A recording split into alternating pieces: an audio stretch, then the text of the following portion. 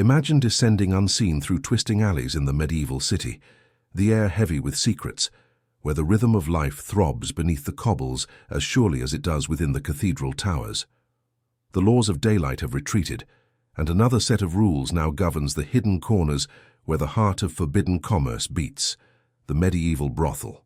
Yet what most imagine as dens of unregulated chaos were in truth bastions of meticulously coded order bastions, whose very survival depended on secret languages, clandestine gestures, and a tapestry of hidden signals so complex that only those who lived within the brothel's walls, workers, patrons, protectors, and the ever-watchful authorities, could decipher the true rules under which these shadowed spaces survived.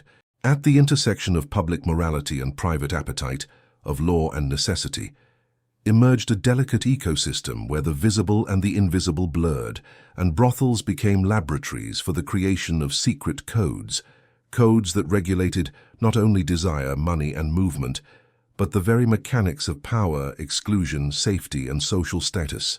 Enter the labyrinthine world of medieval commerce in pleasure, and you will not find open invitations or crude signage, but a subtle grammar woven into every gesture, every object left on a doorstep, every colored lamp in a window, every careful phrase passed in the hush of the night.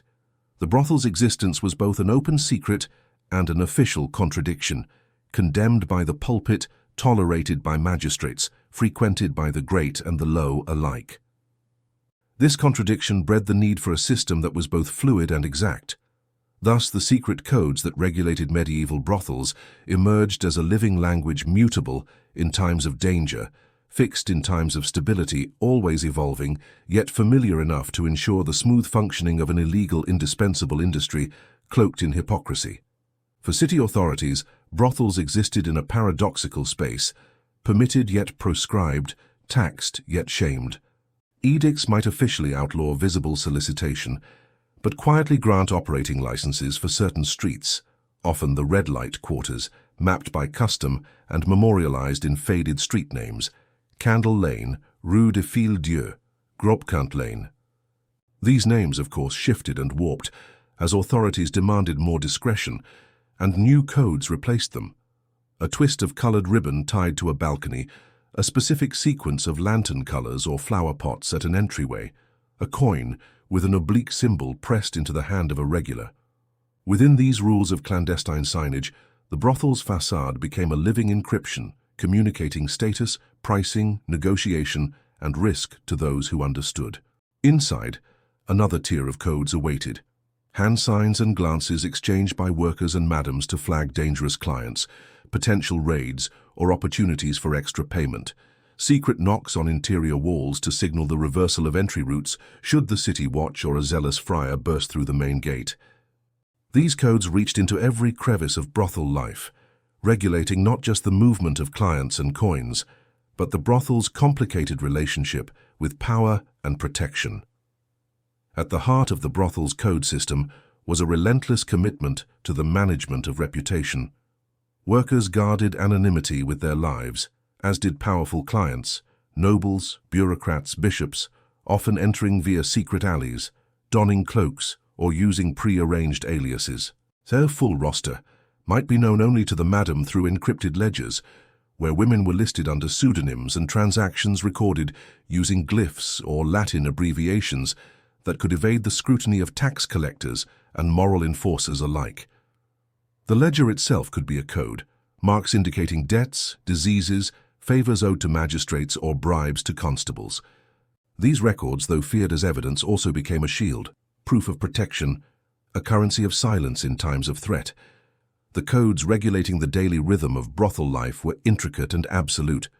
Brothels operated on hidden timetables, during safe hours when certain watch commanders were on duty, or city festivals provided cover for increased traffic. Women entered and exited by scheduled routes, changed bedchambers at odd hours, and swapped names for shifts, all to scatter patterns that might attract the suspicious gaze of neighbors or reforming priests. Each brothel developed its own dialect of codes, some relying on subtle changes in clothing styles, the presence or absence of a single earring, or the color of ribbon tied around a wrist, to signify not only availability, but also willingness services refused health or warning. Information passed in whispers from veteran to novice, from madam to apprentice, shaping a collective memory that became the institution's lifeline. At times of crackdown, when city fathers pressured by the pulpit or foreign dignitaries decreed a closing or increased surveillance, code dialects expanded. Objects hung in windows indicated which brothels were closed for, devotions, which were open under pretense of being boarding houses, and which had slipped the night's protection in exchange for silence about the city's own secrets. Brothel codes thus carried real power. They could shelter the city's elite, shield workers from abusive clients by pre-arranged fail-safe words, and allow the entire industry to vanish or relocate overnight, leaving reformers to discover only empty rooms and carefully scrubbed floors.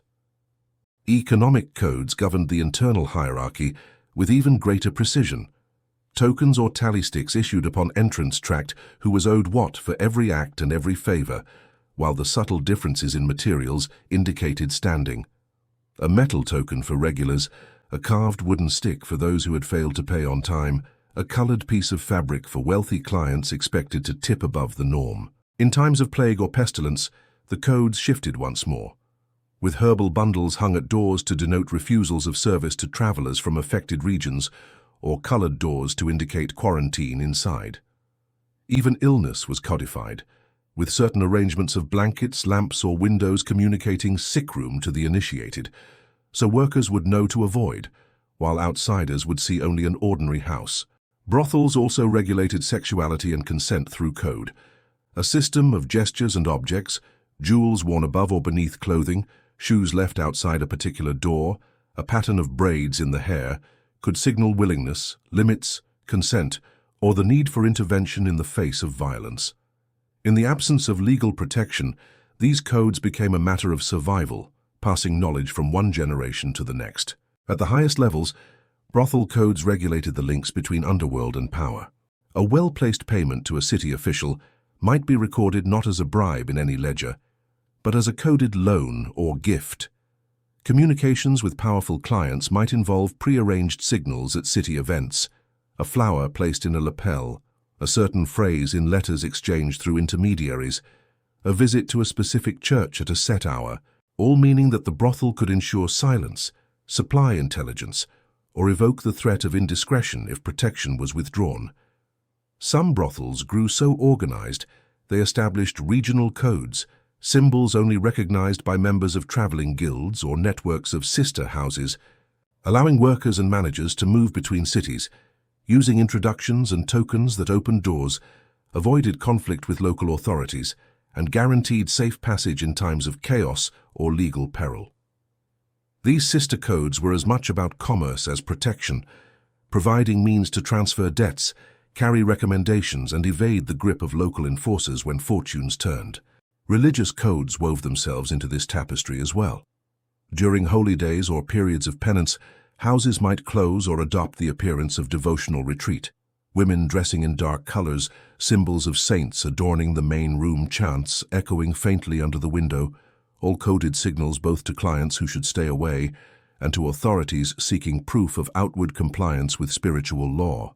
The workers themselves often developed their own subcodes, shared glances, subtle inflections in voice, even patterns of touch when passing in the corridor to share warnings or reassurance.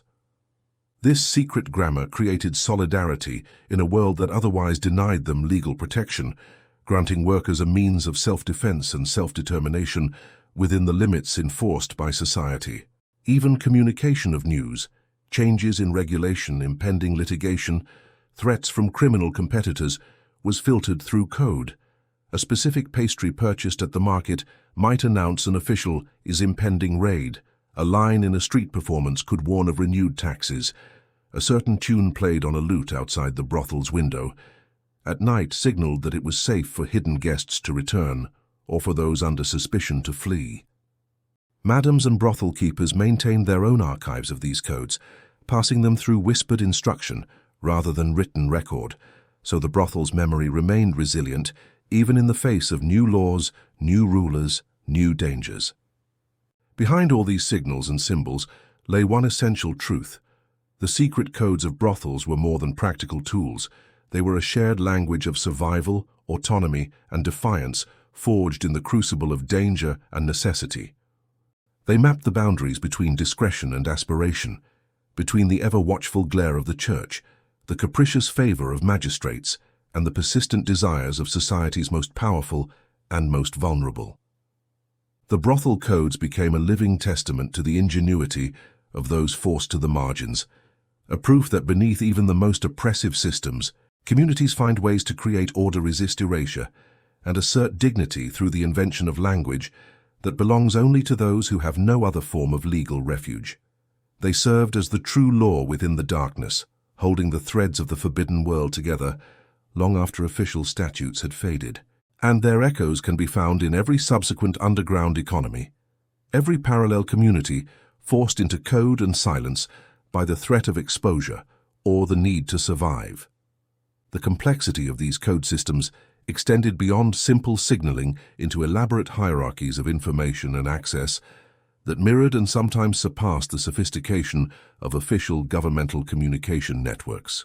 Master Madams developed personal cipher systems for recording the most sensitive information, the true identities of powerful clients, evidence of corruption among city officials, records of political conspiracies discussed in moments of intimate vulnerability, transforming their establishments into unofficial intelligence-gathering operations whose coded archives could topple governments or destroy reputations with surgical precision. These intelligence codes operated on multiple levels simultaneously. Surface meanings accessible to ordinary workers who needed basic operational information, deeper meanings available only to trusted lieutenants who managed day-to-day security operations, and innermost meanings known only to the madam herself, creating concentric circles of secrecy that protected the most valuable information while ensuring operational effectiveness at every level of the organization. The seasonal rhythms of medieval life demanded corresponding adaptations in brothel coding systems as religious calendars, harvest cycles, and military campaigns created predictable fluctuations in both demand for services and intensity of official scrutiny that required systematic responses coded into the very architecture and operational procedures of these clandestine establishments. During Lenten seasons, when official Christianity demanded public displays of penance and moral reform, brothel codes shifted toward maximum concealment, with services continuing under elaborate disguises as religious retreats, charitable boarding houses, or domestic workshops, where the true nature of activities was hidden beneath layers of coded religious symbolism and carefully choreographed performances of virtue. Harvest seasons brought influxes of rural workers with money to spend and unfamiliarity with urban codes, requiring temporary simplification of signaling systems while maintaining security against the increased risk of discovery that came with serving clients who lacked education in discretion and proper brothel protocol. Military campaigns created complex coding challenges as armies moved through territories, bringing both opportunities for increased business and dangers from soldiers who might not respect established local arrangements between brothels and civil authorities, requiring rapid adaptation of codes to communicate with military customers, while protecting against the chaos and violence that often accompanied armed forces on the move. The international dimensions of medieval trade created opportunities for brothel codes to transcend local boundaries and develop into transnational systems of communication and mutual support that allowed these marginalized enterprises to participate in the broader economic networks that connected medieval European cities.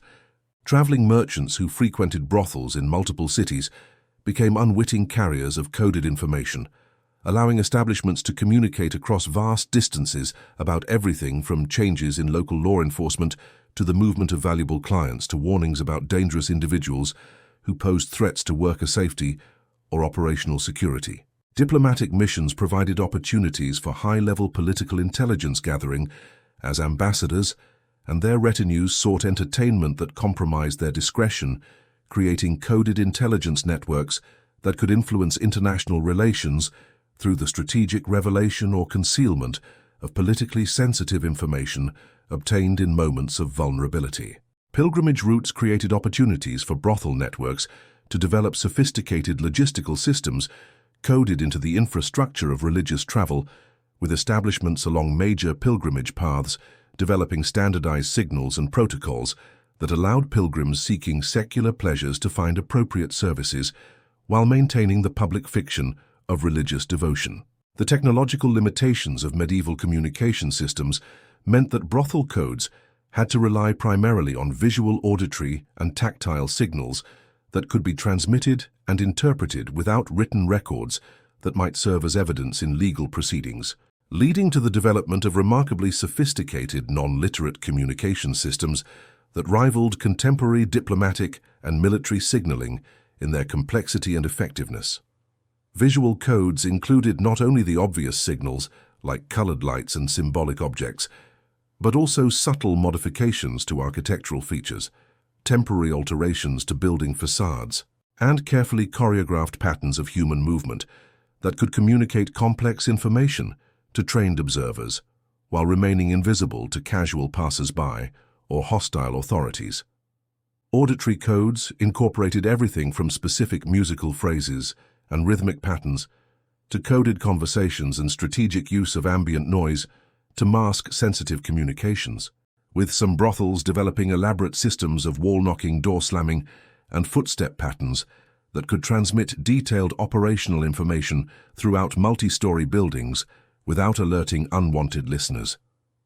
Tactile codes included coded handshakes, patterns of physical contact during seemingly casual interactions, and systems of token exchange that could communicate identity, authorization, and operational status through physical objects that appeared innocuous to anyone unfamiliar with their coded meanings. The psychological dimensions of brothel coding systems reveal sophisticated understanding of human behavior and group dynamics that allowed these organizations to maintain cohesion and operational effectiveness despite operating under constant threat of discovery, persecution, and violent suppression by religious and civil authorities. Trust-building codes established mechanisms for verifying the reliability of new workers, clients, and business partners through elaborate systems of reference, recommendation, and graduated revelation of sensitive information that protected the organization while allowing for necessary expansion and adaptation to changing circumstances. Loyalty reinforcement codes created shared rituals, symbolic practices, and group identity markers that bound workers together despite the atomizing pressures of stigmatization, legal vulnerability, and competition for limited resources within establishments that depended on internal cohesion for survival against external threats. Conflict resolution codes provided frameworks for addressing disputes, managing rivalries, and maintaining operational harmony without resort to external legal systems that would expose the organization to official scrutiny, while ensuring that internal problems did not escalate into threats to overall security and effectiveness. The economic sophistication revealed in brothel coding systems demonstrates that these organizations operated as complex financial institutions that managed not only immediate transactional relationships, but also long-term credit arrangements, insurance systems, and investment strategies that required mathematical precision and economic planning capabilities that matched or exceeded those found in legitimate medieval commercial enterprises. Credit codes tracked complex webs of financial obligation that extended far beyond simple service for payment transactions to include loans, advances, percentage arrangements, and profit-sharing agreements that turned brothels into banking institutions serving clients who could not access credit through conventional channels due to the morally questionable nature of their needs or activities. Insurance codes created mutual support networks that protected workers against illness, injury, pregnancy, and other contingencies that could threaten their earning capacity, with sophisticated risk-sharing arrangements that distributed individual vulnerabilities across entire organizations and sometimes across networks of cooperating establishments. Investment codes governed the placement of profits into legitimate business ventures, real estate acquisitions, and other long-term assets that provided security against the inevitable raids, closures, and persecution that threatened the existence of any individual brothel, while building wealth that could support retirement or career transition for aging workers. The medical dimensions of brothel codes reveal sophisticated understanding of health management and disease prevention that developed in response to the unique health risks associated with commercial sexuality while operating outside the legal medical establishment that might provide support and resources to legitimate businesses facing similar challenges. Disease prevention codes included elaborate systems for identifying, tracking, and managing sexually transmitted infections that combined practical medical knowledge with operational security requirements, allowing for effective health management without creating written records that could be used as evidence against the establishment or its workers. Pregnancy management codes addressed the complex challenges of dealing with unwanted pregnancies in environments where childbearing could end careers and threaten operational security, developing networks of support that included discrete medical practitioners, foster care arrangements, and financial assistance systems that protected both workers and their children. Mental health codes recognized the psychological stresses associated with stigmatized work, performed under constant threat of violence and persecution, creating support systems and coping mechanisms that helped workers maintain psychological stability and operational effectiveness, despite the traumatic aspects of their professional and social circumstances. If you have glimpsed the genius, heartbreak, and resilience encoded in every lantern, ledger, and glance, share this journey into forbidden history. Subscribe for further explorations of hidden orders and secret laws, and reflect on the power of code to preserve life in a world determined to erase those who refuse to bow to its official truths. What laws shape the shadows of your world, and how many survive, unwritten, unbreakable, and unrecognized beneath the glow of the lanterns that still watch the night?